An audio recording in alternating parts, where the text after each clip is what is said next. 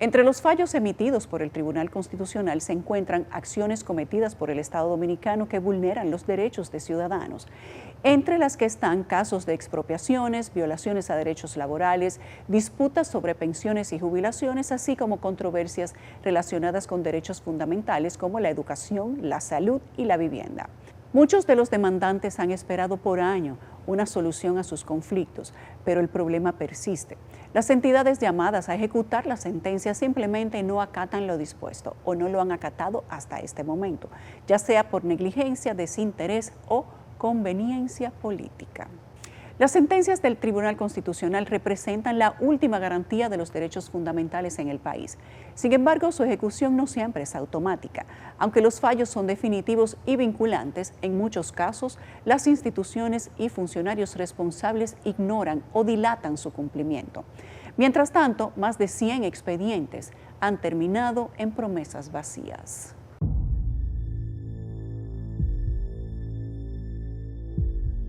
Funcionarios e instituciones públicas ignoran los fallos de la Alta Corte, burlando así la Constitución y el sistema judicial en al menos 117 sentencias. Esta práctica se ha vuelto común en los últimos años y deja al descubierto que quienes deben hacer cumplir la ley son los primeros en desobedecerla. Lo grave de esta situación es que hasta el momento no se han tomado medidas para corregir este flagelo que debilita la democracia dominicana. Entre los expedientes emitidos por el TC se encuentran casos de expropiaciones, violaciones a derechos laborales, disputas sobre pensiones y jubilaciones, así como controversias relacionadas con derechos fundamentales como la educación, salud y vivienda. Muchos de los demandantes, ya envejecidos por el paso del tiempo, mantienen una incansable vigilia, visitando periódicamente la sede del tribunal, esperando un segundo milagro. Entre los casos que aún permanecen en la oscuridad se encuentra la sentencia 083317, interpuesta por Héctor Cabrera contra la Dirección General de Embellecimiento.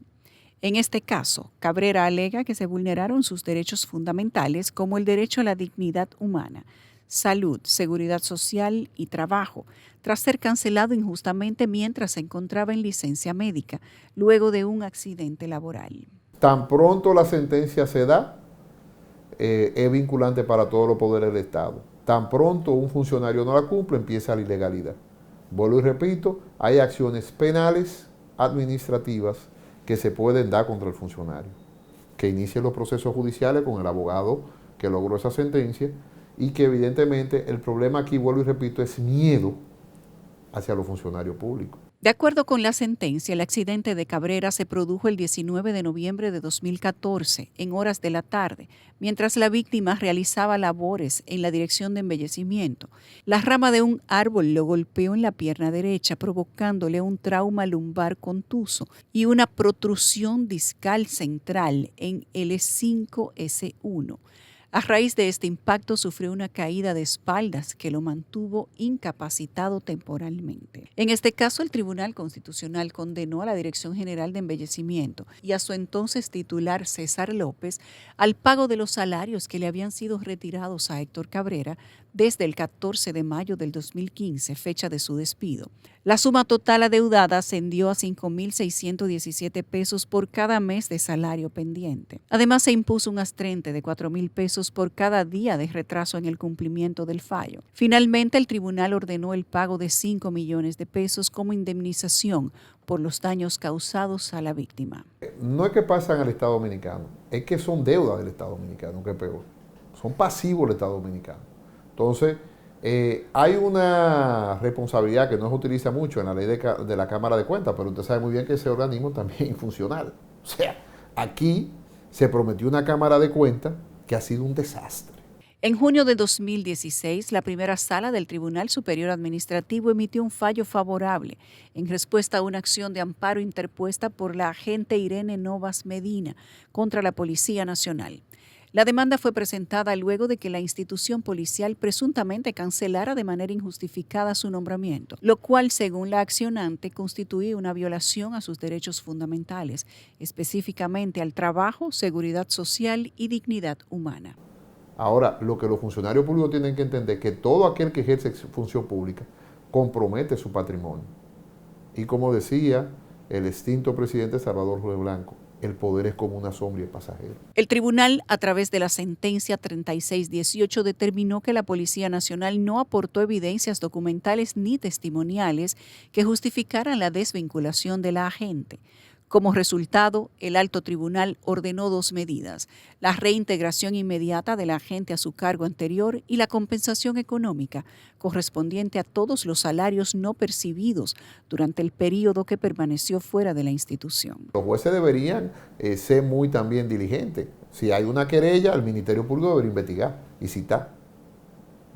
Y el Estado debe cumplir con su compromiso, porque es que cuando ya hay una sentencia, fíjese algo, cuando la sentencia se da, estamos hablando, yo vi en la certificación que hay sentencias del año 2013 que no se han cumplido. Cuando la sentencia se da, se quiere decir que la Constitución se está violentando. Y este es un país con mucha deuda social creada en la legislación. En marzo del 2018, el exsecretario general del CODIA, Mercedes Castillo, interpuso una acción judicial contra el gremio y entonces su presidente, Guarionex Gómez. La demanda exigía el acceso a la información presupuestaria de los últimos 10 años de gestión institucional, amparándose en el artículo 15 de la Ley 200-04 de libre acceso a la información pública. Primero, que pierdan el miedo. Aquí nadie se come a nadie.